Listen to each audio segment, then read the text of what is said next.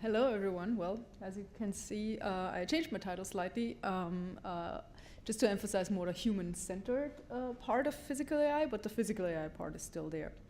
So I want to start out by kind of connecting to the previous talks as they were referring a lot to XR and things like that. That is really the way to make interfaces more adaptive, right? So wouldn't that be great if all of the interfaces can adapt to your context, show you exactly what you need when you need it? And that is an active research area which is happening, again, mostly in digital interfaces. So how do you shovel the digital contents around such that they are really helpful to users in that moment and in their current task? Now, it turns out that our world is mostly physical. So, and as has been recognized already by a few select companies, but also research labs, physical AI is kind of the next frontier. AI is really great at, again, adapting our digital content, like selecting, putting together contents that are highly specific for whatever you request of them. But the physical part is really what's still lacking. Mostly people think of this physical AI in terms of big robots, humanoid robots, also self-driving cars, but more like generic robots that can do all sorts of tasks that kind of emulate us as humans.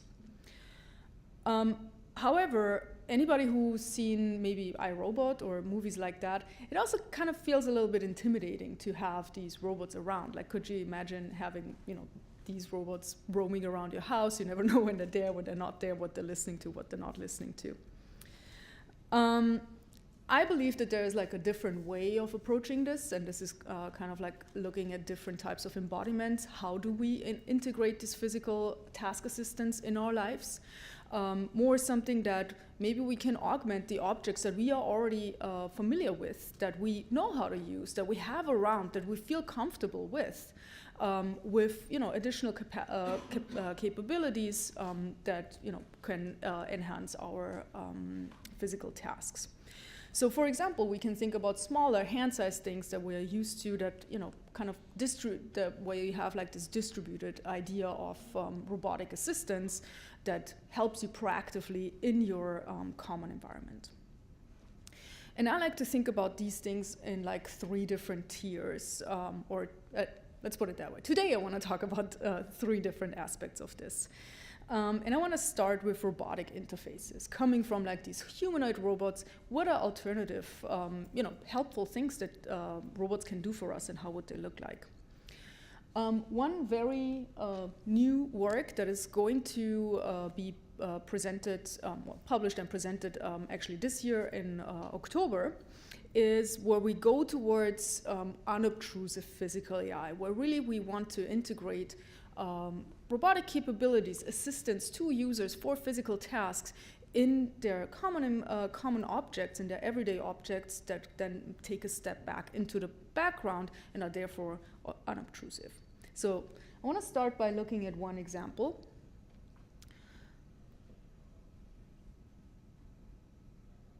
Which is just a user, in their kitchen. This is a video of the system running in real time. So what you see here is that users just doing their thing. You don't really observe any, things that are sticking out or that are out of place here, right? So the user is just grabbing, cooking, getting the sheet, and then unfortunately they have already closed the oven door before noticing that actually the stove is full, but then also the countertop is not prepared to let you put down any hot and heavy items. So what happens is that our system recognizes that the user is in a pickle here and actually moves the augmented trivets that can move, instructs them to move towards the user and allow them to place their pan. And all of that happens fully automatically. So let's take a step back and look at how do we do that. So we built a system that we call object agents. And in that system, we have camera input. And then what you see up here is that our system perceives what the user is doing from this camera input. For this step, we actually mainly use VLMs, so video language models, and they just describe the scene essentially. And you see the active output here, so the user shifts the focus from the oven to the door, the user adjusts controls, and so on. So by observing what the user is doing for a while, we also not only take these like raw, very, like low-level descriptions of that scene and what the user is doing, we also kind of build up a memory. Our system is designed to build up a memory from these descriptions in order to form like a larger spatial temporal understanding of what the user may intend to do and reason about the user's goals. So here the first goal that was identified is that the user wants to see if the food is ready, which is true, but is not really an actionable, nothing that the system can support necessarily with like these objects that they have. But in the next step, it keeps doing that in a loop, and in the next step, it finds that now the next user goal after they close the door, the oven door, they actually want to place this pan down, but they can't. And so this is when the system actually comes into, in its actionable space and generates an action automatically to identify the object that is most helpful, which are the trivets, and then also generates a path for them, like a target location where they should move to, such that, which is, move close to the user, such that the user can place their sheet down. That then in turn, there's some object recognition, the path planning, and that, kind of like sending the commands to actually move the trivets themselves. So the main point about this system really is that its main goal is to infer what the user is doing from observation and find out how to best assist them in that situation in a physical sense. So it's a software, it's really a software architecture in this case. We do use VLMs and LLMs to reason about things, reason about users, reason about best, most helpful actions and objects that can help, and then execute that with more AI-driven object recognition and stuff like that. But what it is really doing, these are tools, right? And we are interested in putting those together such that things can move into the background.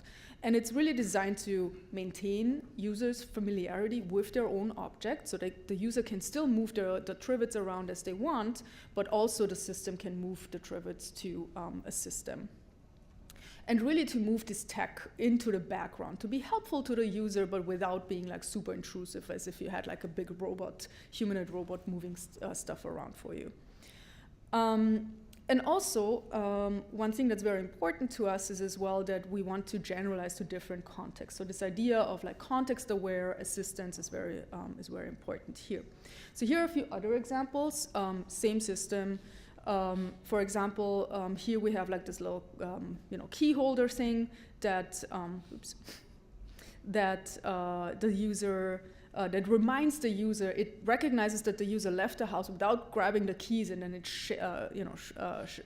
shakes the keys such that the user recognizes that. Or in this office scenario where the user was looking for the right adapter for the right dongle, but the dongle was in fact hidden, like it was placed back here out of view of the user. And so the system, because the dongle can't move itself, found a different object that's close by, moved the dongle, pushed the dongle to the user such they can successfully complete their task of copying files from a USB drive. Here's another example from the kitchen where we kind of went into a, there's not only these type of objects like trivets and stuff like that you can integrate with robotic capabilities. In this case, we also had a knife. The knife was actuated, and here what I want to highlight is that it understands that the knife has a specific affordance, which we as humans know, but that is also something that coming from that you have these objects that are there, they have specific, properties that you have to take into consideration when designing with these objects. And the other thing is also, which is really most helpful actually, there's like different tasks that you can help users with, right? You can have just moving things closer, but if you're aware of that, it's like, it's a little help, but not too significant. But if you're unaware of things like, that you may cut your hand there, or you forget things like your keys, that's kind of like where these type of systems can be really helpful. Now, in this case, we only have these, we built like these little wheel platforms that, again, it was really the system that was most important, so the way that it actually moved wasn't that important here. However, it is important though, because you do want things to maintain their, familiar shape and not be all too bulky, and you want them to be able to use your objects just as passive objects as well. So what about better integration of these type of robotic capabilities? So one thing that we also considered, again, like we want to build these capabilities into everyday objects. So they should be, ideally be flat, ideally be, untethered. They should be, be able to move objects of, various sizes and shapes.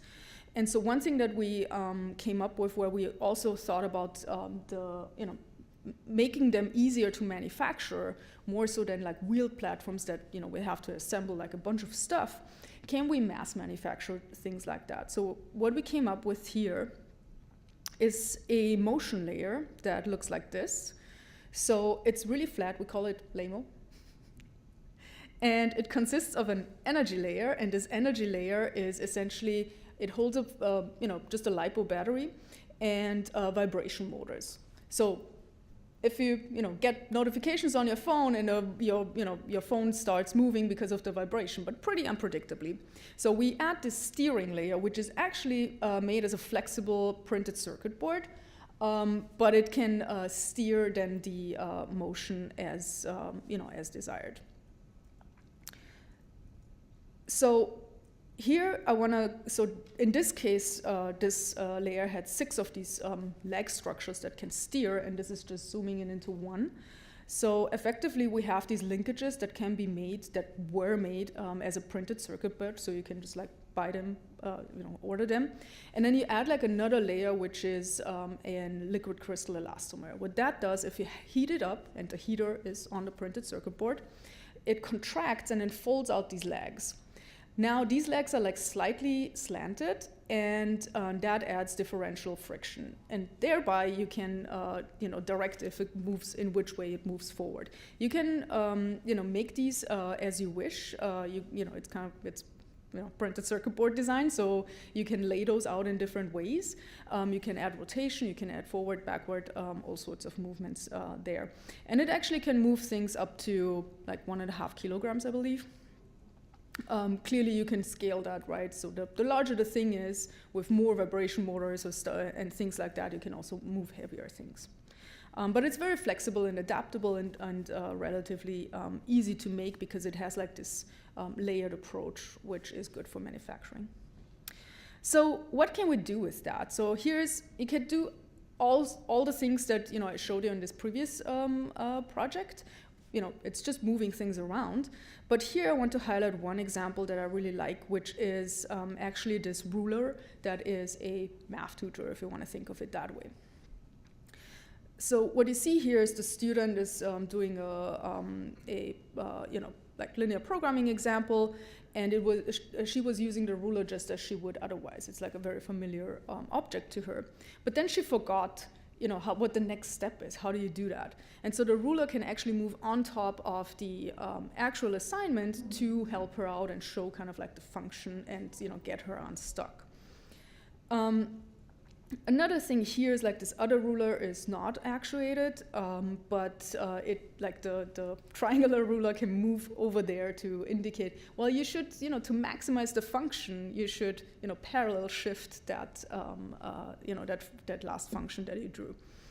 And so what I really like about this type of example is that I think that you can, again, it's like this familiarity. You would have used those tools anyway. But then also thinking about when do you actually want to help? It's not like you want to just do that for the student, but like, think about things like people having like the fingers on their chin, looking up, or like, tapping their fingers on the table or stuff like that, seeing a lot of hesitation. And that is something that we can observe and, again, try to understand the user's intent. So that is really kind of like putting these two things together. And this is just one version of like robotic capabilities, which is moving, but there are like many more out there, right?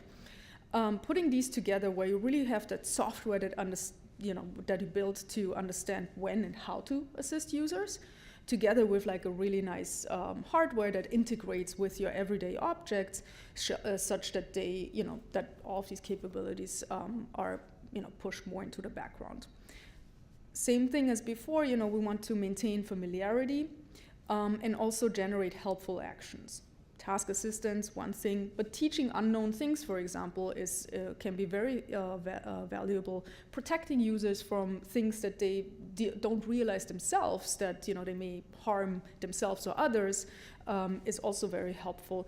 And one thing that I didn't really discuss is because it's like this physical assistance, right? People with disabilities can use this as assistive technology. Clearly, there needs to be way more research in this, but that's kind of like the direction that we're moving into. So we have distributed the robotic capabilities throughout users, things like objects. But we also have like a lot of opportunity in our environment to make our environments really adaptive. Use things like walls. There's so much empty space on these walls to create like really encompassing and adaptive physical interfaces. So in this example, we have created this wall that can change its shape. The user comes in, has their hands full in their teeny tiny apartment, and it automatically folds out a shelf, folds out a hook, so they can take their jacket off, and then move the jacket out of the way, and the shelf back in as the user takes their bag and leaves. So all of this is like highly context dependent, right? So you need to understand where's the user at, what height should that shelf be, should it be a shelf in the first place, things like that. Here, one of the key questions is also how do you make it so you don't really waste a lot of space? So what we do is instead of moving those arms essentially to create a shelf, we rather lock things in place. Locking takes way less energy, effectively, than moving stuff. So we have these little clamps that clamp kind of these hinges together, and so we constrain this row, and then there's like on a rail a motor that squeezes it together, and so it pops out in this predefined shape, and the shape is defined by these clamps. And you have opportunity, like the possibilities are, clamp it rigidly or have mountain or valley folds. So what can that do?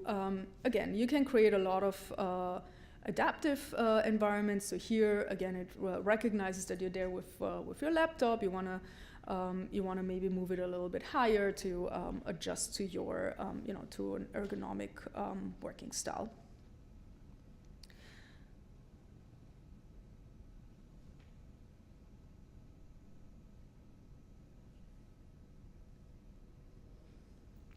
This is a little bit similar to that key example where it can also animate things to make you, remember that, well, or maybe you weren't aware that it's raining outside, so it can let you know that you should bring your umbrella. And lastly, it can also, modify other objects that are around it, like this lamp for a cozy reading nook. This is indicating a little bit what we're working on right now, which is understanding really how would you interact with such interfaces. How do you instruct that wall? Do you want to talk to it? Do you want to gesture to it? How do you express what you need in that moment? There's like a part of it being proactive, right? At recognizing what you need. But sometimes you maybe just want to give it instructions right away or correct it. So what is the interaction really looking like? And that's something that we're also designing right now. The last part that I want to talk about is, coming from these robotic interfaces, they are also very complex, right? There's like actuators in there, there's cabling, there's all sorts of sensors and whatnot, and big power sources. So those are really complex. They can, be very helpful, but they are complex. So another way to think about physical assistance is actually to think about what type of functionality or intelligence, if you want to think of it that way, can we bring into the passive material structure? So meaning that you can design the material to do a specific thing that you want, or maybe a set of specific things that you want to choose from later, but that means that you don't need actuation for that. So one example is this door latch, where it's printed from one piece, and it's, there's no assembly needed. You could make the whole, everything that's acrylic also in this 3D printed way, but it is kind of deforming as a door latch. So it is designed to be a door latch.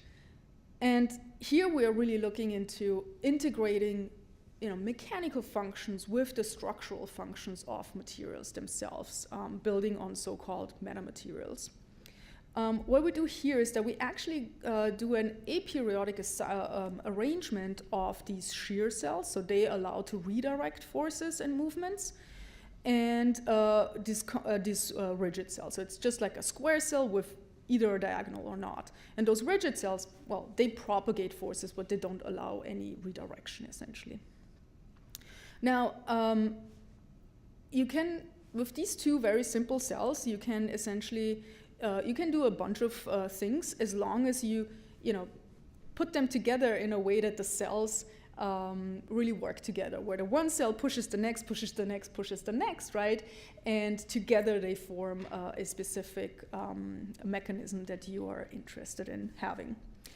One way to think about that is doing, computational design as an inverse design, where you say like, well, I want, that, I don't know how the cell should look like, but what I know is that I want to push here and then this thing should move in there. And please give me the cells that, the cell arrangement that makes that happen. And so we looked at this as well. But maybe a more pressing question is, what else can you do with this? So now that you can put these cells together in any way you like, you can also make pliers that come from one piece. You can have like this little walking robot that, oops, I'm sorry. Never mind. The walking robot that, where you can have a walking robot that's made from one piece. And we also had like a little copy machine, effectively, that will copy your drawings, but still looks like a block of material. So mechanisms are the one part, but the other part is also that sometimes you may want to make some decisions in your material. Here we extended this door latch and built a lock on the back of it, where users input the code, and it verifies if that code is correct or not. And after it verified that it's correct, it actually unblocks this mechanism that I just showed you in order for it to be functioning like a door latch, and the user can open the door. So we approached it from a similar metamaterial style thinking, and came up with these cells that are that hold a bistable spring. So you need to have something that's kind of like a 1 or a 0. So we approached it as from a digital standpoint. And these bistable springs can hold two different states. So they can be in this tense state, so they're a little further back, or in this relaxed state where they're a little further to the front. And this displacement we use to transmit signals and do all sorts of other computations there. So if you push that cell over there, essentially it kind of like snaps over, pushes the next cell, that snaps over, pushes the next cell, and so on and so forth. And so that's how you can, transmit signals through a 3D printed material.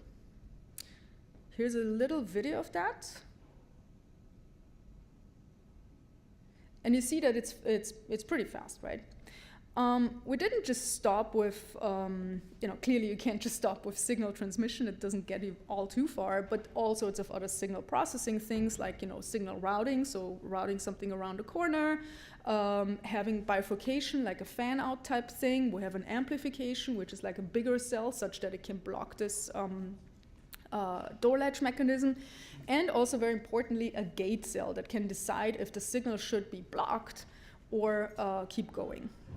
So the most important part that I want to highlight is that we have a rendition of gates. And with the NAND gate model, it means we can do combinational logic. From these type of materials that can do mechanical like analog functions, right? Can build mechanisms and can also create some decision-making and logic functions. But those are really built into the environment. So another thing that we can think about is how can we create this type of physical interfaces that can be wearable. Here's an example of a shoe, but more generally of material properties that you can switch as a user but wear as clothing. So here's just to show that you don't really have control over the material properties in your environment. But since your skin and the objects form an interface, why don't we just manipulate that interface and give you a sleeve to wear where you can switch the material properties as you like. So you can switch the stiffness, you can switch the textures, you can switch all sorts of things. You can switch them not just one by one, but actually in bigger areas. And here in this example, we show it as a shoe sole where you have different areas and therefore combinatorially can switch through different functions of your shoe that is good for cushioning on rough areas, on kind of like water dispersing on rainy days, and you can all switch that just as if you would pull shoelaces.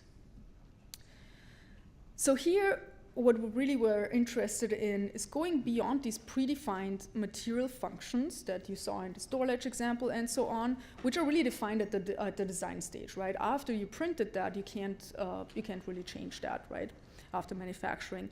And here we were really interested in giving people a choice of you have a bunch of parameters that you can select at design time, and then after design time, after manufacturing, you can switch between at two different states at each cell level. So you have these multifunctional but still passive materials that users have control over. Now, going a little bit away from this metamaterial idea where you have all these cells that are working together and stuff like that and form a bigger material, we also were interested in using this type of, this bistable springs that have these two states and do something really helpful for people, which in this case was, for health and rehabilitation. So what we did is that we created this bistable orthosis for finger joints specifically. So typically, you have a rehabilitation routine where you, after finger injury, there would be some period where your finger would be, it's true for other joints too, but we're talking specifically about fingers.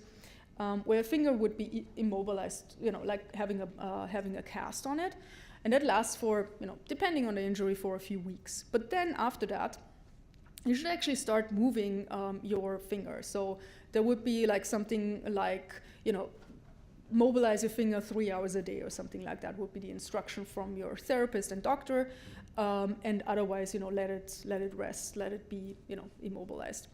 And so typically you would have these splints and you need to take them off and then do something with your hands and then put them back on and so on and so forth. And people, may forget about it or may not feel comfortable doing that, and so on.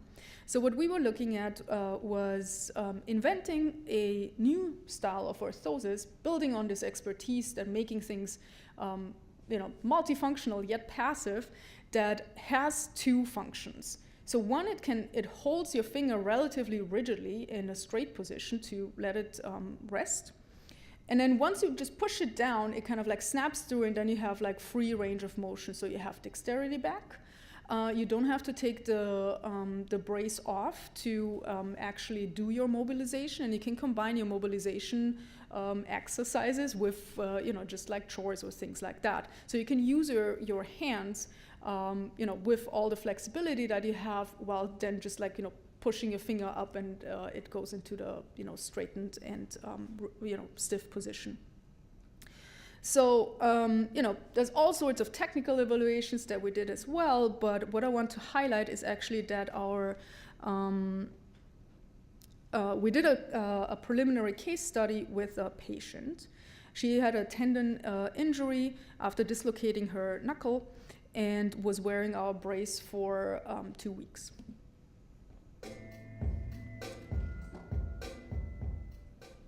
This device is helping me actually move my finger back and forth with more comfort and less interference than a typical splint.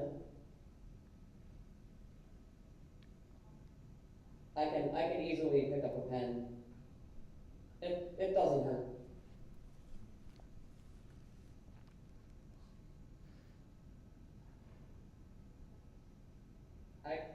I can't really write with this thing on.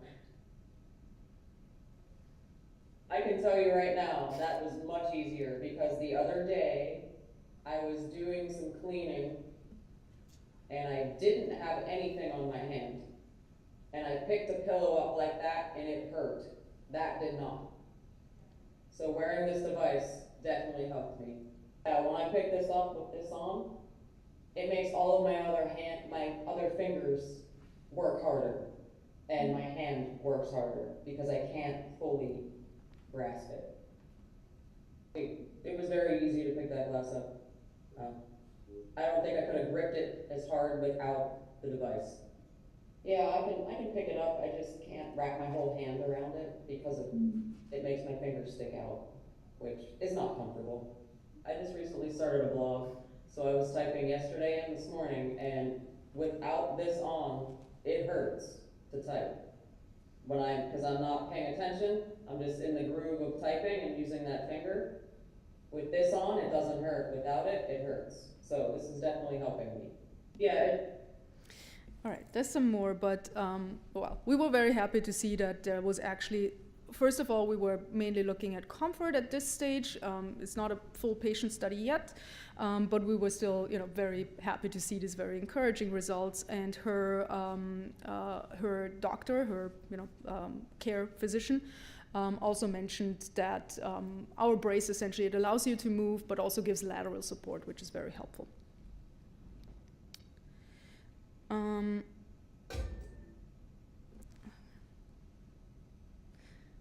So I want to skip the full working principles. If you have questions about that, I'm happy to chat more about the technical details.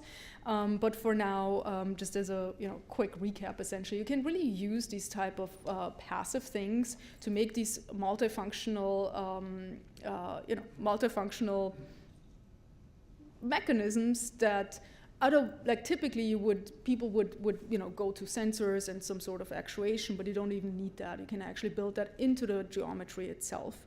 So using this bistability allows you to have two different functions, which is helpful. There's also multi-stable mechanisms and all sorts of things.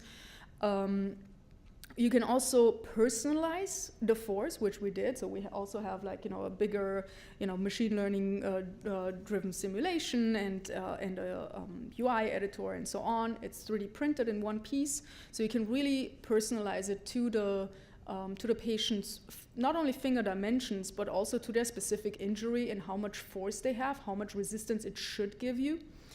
And we have essentially only 4 different parameters that would change, but like even with those 4, you can really cover a large space of these type of functionality. And again, the indication that the comfort is there, and the preliminary indication that it's safe to use is very encouraging. And yeah, that's all just like one 3D printed piece of plastic, right? So these type of passive intelligent materials are really helpful to reduce the complexity of actuation, have no actuation at all, or maybe have some, have like a set of desired functions built into the passive structure, and then some, much fewer actuation to select from later, that all built into the passive structure and 3D printed in one piece. So with this, we were really looking into, a little bit blurring the boundaries between materials and machines. So talking about these boundaries, what I also like to think about in our research is sort of like materials and robots being, on a spectrum, where effectively, your traditional materials like steel, glass, wood, whatnot, is on the one hand side, and then the real, the big robots that you would, if someone says the word robot, you would probably think of something like this. Is on the other hand of the spectrum. But you can really pick and choose how much complexity are you willing to build into this? How much are the the end users willing to pay for it? How much actuation do you really need? Do you need to have like all sorts of options, or maybe can you get away with like fewer options? It really depends on the use case, right? So on the spectrum of the materials, you have like also these metamaterials, that the traditional metamaterials, they can damp things, they can be highly, they can expand in volume and contract in volume, like really interesting materials that are not found in nature, that are architected materials. To kind of like these things that we were interested in, where you go into this aperiodic arrangement and you suddenly are not bound by one property, one bulk property that you can change, but you can actually make a whole mechanism that does what you want and transforms, deforms in the way that you want, can make some decisions as well. To these reconfigurable metamaterials that users then later have options, like what type of function do I want right now, still passive. Taking inspiration of these like small structures that transform, and then adding some more lightweight, simple, small actuation to actuate them as you need them to a few different things that I didn't talk about, like other small actuators that we made, or like haptic feedback patches that are interchangeable, to then this little like robotic trivet that goes more in the traditional robotic side with wheels and stuff, right? To the bigger wall that has a lot of motors and lots of actuation, but it's still at least lightweight and very cheap servos compared to the generic ones. Clearly, you have the generic robots can do all sorts of stuff, right? They're generic for a reason. They're trying to mimic us. To all the other things are like more specialized, and the closer you get to the robots, the more generic they are. The further you get to the materials, the less generic they are. However, the question is, where do we see ourselves? What do we see as our future? If we want, and I believe that we will, get more and more and more physical assistance in our physical tasks, in our physical world, do we envision big robots living in our households with us? How many of those, and what would they look like? Or do we rather think about something that moves into the background and tries to stay out of your way, and like really has like this very task-specific functionality that it offers? I believe that physical AI embodiment should come in all shapes and sizes. I think that less generic, more specialized robotic things can allow us to integrate with familiar objects and environments, and therefore fade into the background, creating like this calm technology, as Mark Weiser was also talking about. So there's a lot of work to be done there, right? What are the needs that we want to cover? What should it do? How should it help us? How should it adapt? And when should it adapt? So the what, are the applications, the design, right? Design workshops are very relevant there, which we do as well. Think about, protecting users, teaching users, assisting them with rehabilitation are some examples, but there are many, many more. How do we adapt is kind of like really the mechanical side. How do we make this practical? What are like clever manufacturing techniques and designs that go together such that we can actually implement this in a way that is unobtrusive and that people want to have in their house, in their homes. And then also when to adapt, right? How do we understand, how can we have systems that see what users are doing and really make the right type of conclusions, and then also get a way for users to actually collaborate and interact with these type of interfaces in a it's not allowed to say natural in HCI, but I'm still gonna say it in a way that they would prefer and would feel natural to them. So very lastly, I do like to acknowledge my PhD students who are fantastic and who were driving most of this research. Many other students were helping as well, but Violet, Jesse, and Yu, all of these projects were their babies essentially in their PhD work. So with that, I thank you very much for having me, for inviting me, and for your attention. Please reach out anytime if you have any questions beyond this. Thank you.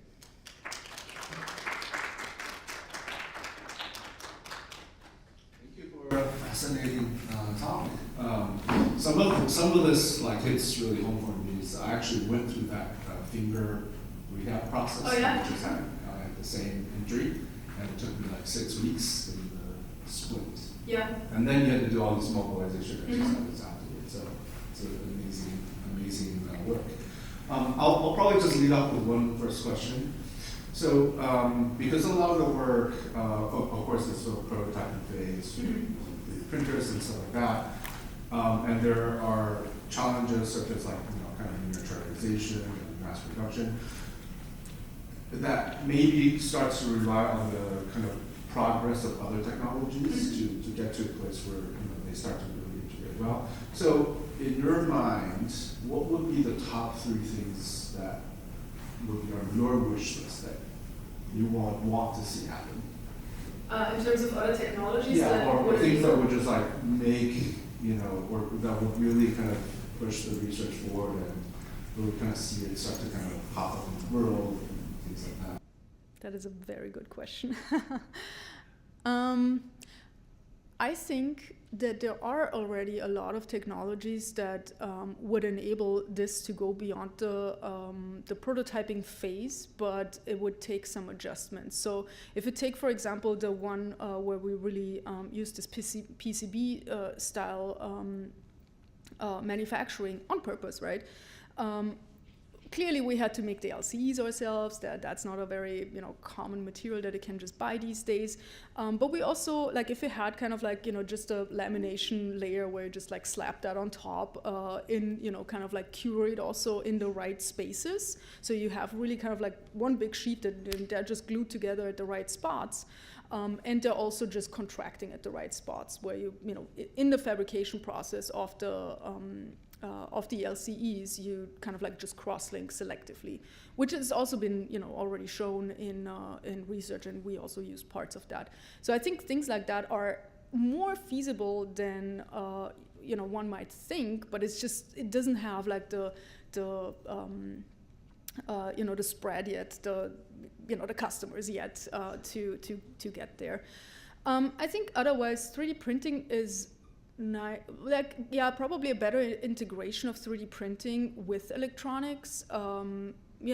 Conductive filaments don't really cut it because if you want to have wiring through really intricate 3D microstructures, that is still a challenge that is not really solved yet.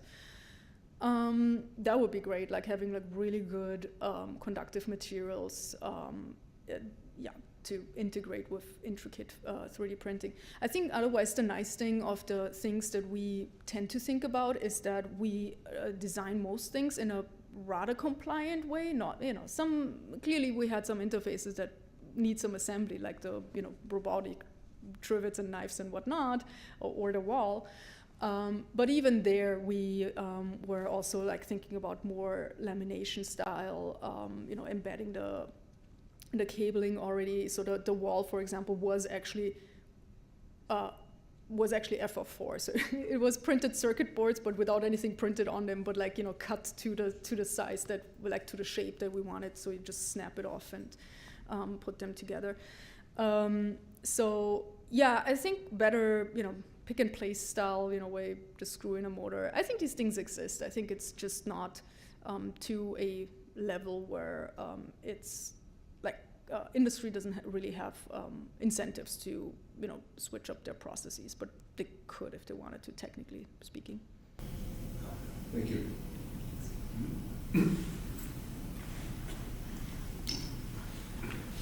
Alexandra, thank you so much for the lecture. I was fascinated. It's shown a breadth of work, and it is inspiring. I have a question on your last slides, where you have this spectrum, or this line from what you call materials to robot. And the whole time I was thinking about you being like the master of geometry. And I actually believe that the line here, I don't know if you will agree with me, but it's not about the material itself, but it's about the mastery of geometry. Mm-hmm. And if you think about like ancient Greeks, when they were thinking about these instruments, mm-hmm. There is this called the gnomon, which is the one that keeps time, that is the stick that casts shadows. So that has already intelligence embedded. Yeah. So it is not that it needs to be electronic in order to be intelligent, or this robot, but it is just a geometrical, like it's embedded in its reaction to the environment. So I'm just very curious to know your point on what I'm suggesting, if you will agree that instead of material thinking, it is about geometry and its reaction to the environmental reaction and the information and the intelligence that is embedded into that.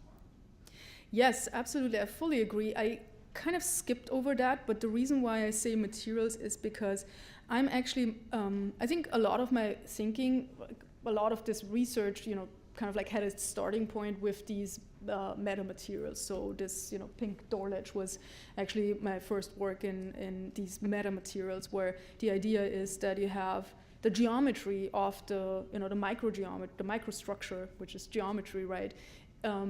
Really governs how the material would deform. So, and it overrides kind of like the base material, what it's made of, which would be kind of like the, what people commonly would understand as material. So that's kind of like where, all of these like metamaterials that are closer to the material side, and that's all the geometry where that comes in. I absolutely agree that like even for microstructured materials, architected materials, metamaterials, whatever you want to call them, that the shape is very important, which is the geometry, right?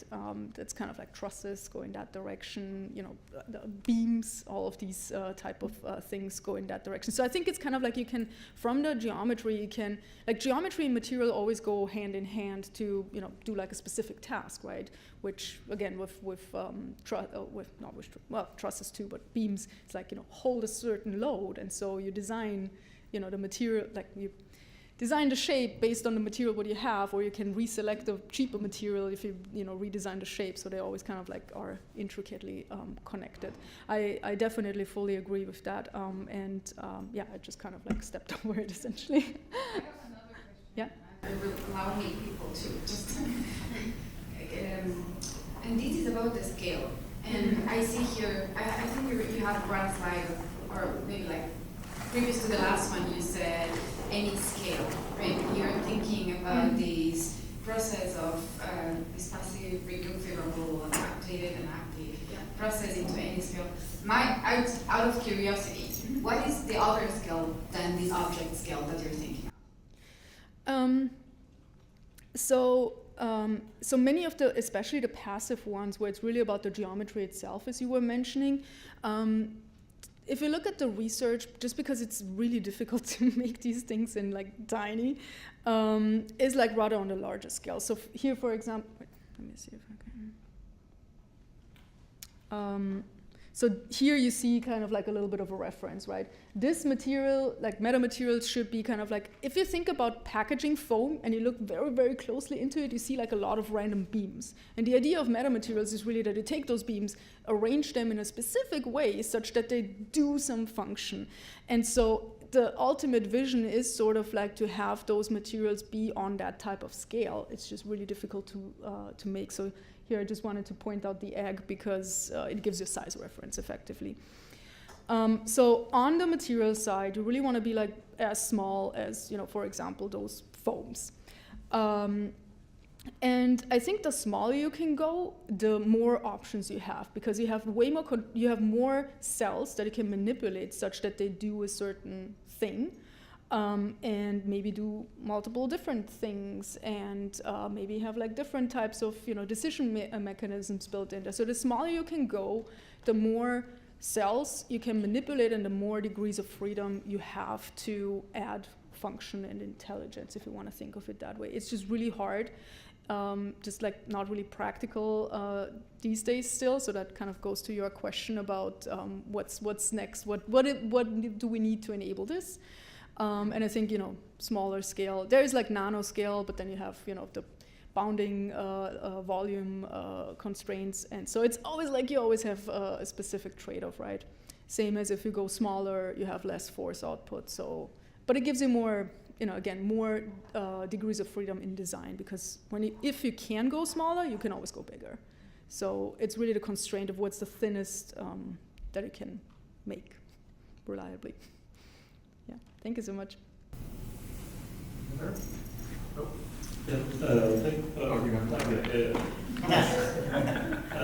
Thanks for that. I had a question.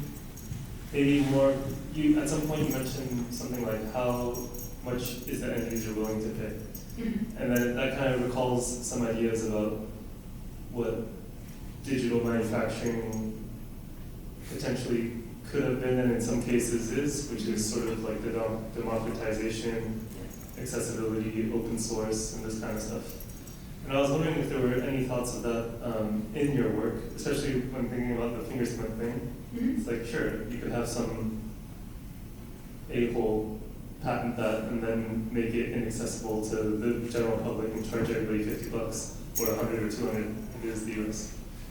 Or it could just be an open source project, and then people could sort of hack, manipulate, and even with like some of the other things, it looks like the core is a very simplified mechanism that allows anybody to do it at home. So I was just wondering, is there any sort of like a deliberate intention about open source accessibility and repository or accessibility in that sense?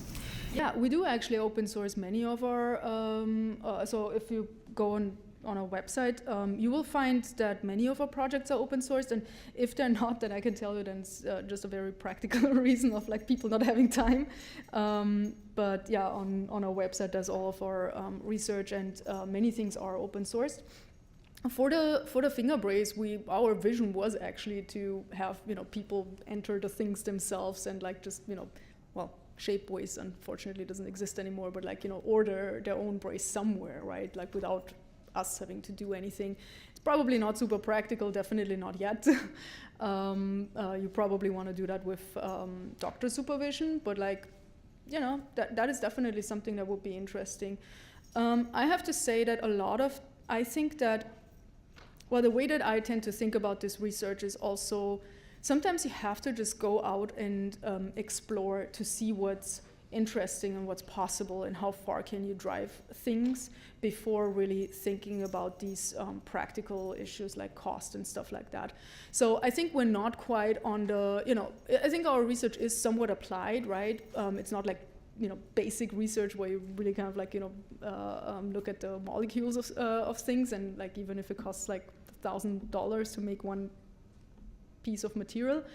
But we're somewhere in between where I think we don't want to be constrained by these too early by such considerations, but I do definitely acknowledge that they're very, very important for it to have impact ultimately, right? Because if no one can afford it, then you can have the best thing out there, but it won't really help people. And at the end of the day, we do want to make people's life better, but also with like more foresight. These things will not be practical tomorrow, but I think hopefully they show a version of a world, and we can choose if we want that or not.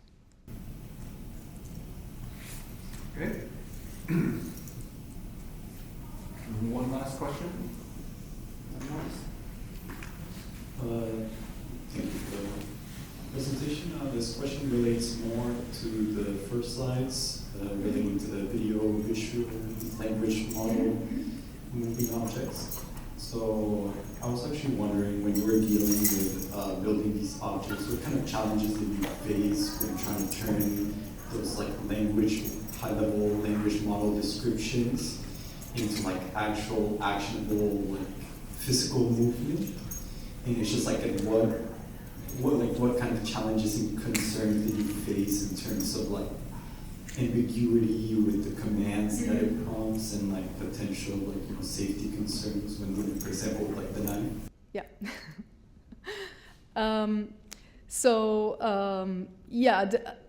Safety is definitely, again, it's one of these considerations. I think it was just very interesting to have such examples, to think about it early before you have backstabbing knives, autonomous backstabbing knives. But we did not actively do the safety research on it. However, clearly that's very important. So having like safety boundaries that are often also used in in XR, in the digital world of XR already, things like that can be helpful, and there's also like lots of research in robotics themselves, right? If they actuate the big robotic arms, there's like all sorts of safety protocols. So I think that many of those can apply to our smaller things as well. When it comes to the challenges of the system, so effectively what we did is like, so this part here, this is kind of like really just a frame level descriptions. That's just input that we get. There's no contribution from our side. We're just using established models. But here in the context generation, where we get like new input and like remembering, like prompting, making sure that we remember important things and not unimportant things, to create this memory over time that is takes the most relevant user actions and not like the irrelevant smaller ones. Often they kind of like prevail. User goals, there was one small example. So sometimes the user goals are just not that. Our system also evaluates how helpful the action would be, or if it would be more distracting than helpful. So there is some balancing there on our side as well. And then for the object actions, it's also, we do also reduce the number of, so there's actually a lot of goals and a lot of object actions being generated that are not necessarily acted upon. If it is deemed that it's just not, helpful enough, or it would distract the user because you don't want things to move all over the place. So we do actively reduce that. One thing that helps here is kind of the knowledge base. That knowledge base is the understanding of what type of object is it, what is it typically used for, what is their affordances, things like that. That for now we were creating these type of descriptions, but they could also be either shared from some sort of data set that has that, maybe now in the future. But those things also help to kind of like align the goals and the object actions with the context that we are sensing. Thank you. All right, thank you so much. Thank you so much for having me.